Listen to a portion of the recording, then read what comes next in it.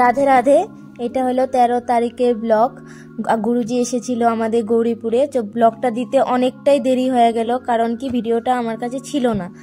তো দেখো কি সুন্দর গৌতম দা আয়োজন করেছে একদিনের ভিতরে। স্টেজটা দেখো এত সুন্দর করেছে, মানে দেখার মতন, আমাদের তো মন ছুঁয়ে গেছে। আর আমাদের ভাগ্নি বলো সারা রাত্র ভরে এত আয়োজন করেছে। তবে এখন সবাই আয়োজন ওনার অপেক্ষা করছি আমরা। তো চলো দেখে নেই এক একজন কি করে। আমি ওদের ঘরে এখন উপরের দিকে যাচ্ছি। এখন গুরুজির রুমটা অল্প দেখে নেই। তো এখানে গুরুজি থাকবে। তারপরে দিদিভাই রান্না বান্না করছে গুরুজির জন্য। রান্না বান্না কমপ্লিটের দিকেই, অল্প বাকি আছে। আমার ভাগ্নি গৌতমদার বউকে তিলক করে দিচ্ছে। তখন আমরা সবাই এখানে অপেক্ষা করছি কখন গুরুদেব আসবে। সবাই মিলে অপেক্ষা করতে করতে ফাইনালি আমাদের গুরুদেব পৌঁছে গেছে। আসার পর গৌতমদা ওনাকে গাড়ির গেটটা খুলে দিতে গিয়েছে। তো আসলো।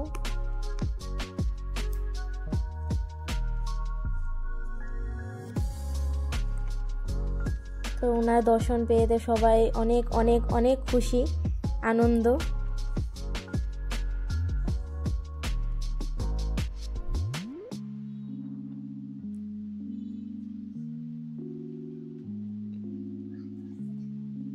তারপর গুরুজি ভিতরে ঢুকবে, ওনার আরতি করা হচ্ছে।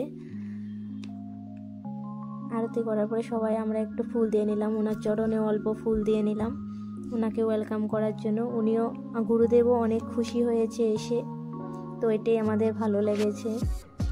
তো এখন গুরুজি রুমে যাচ্ছে। তো এটা শালিগ্রাম, সবাই দর্শন করে নাও।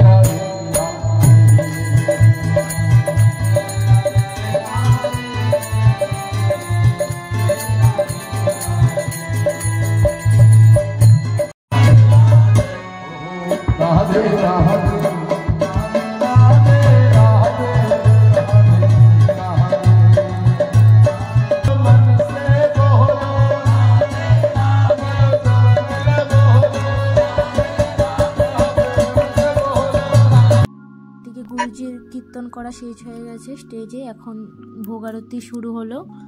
তো ভোগ দর্শন করে নাও সবাই।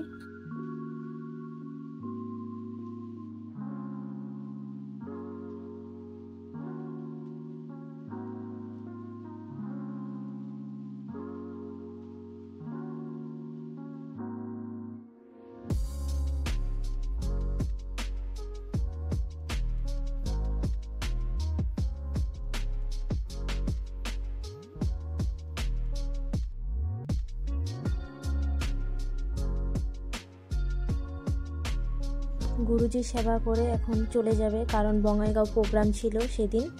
তো আসার সময় তো অনেক আনন্দ, অনেক খুশি, অনেক মজা হয়। যাওয়ার সময় মনটা খুব খারাপ হয়ে যায়। অসুবিধা নেই, আবার দেখা হবে। তো গুরুজি চলে গেল। এখন আমরা সবাই মিলে প্রসাদ পেতে বসেছি। তো প্রসাদ পেয়ে নিলাম, সবাই প্রসাদ পাচ্ছে। এখন লাস্ট এটাই হলো গৌতম দা, যার বাড়িতে এসেছিল।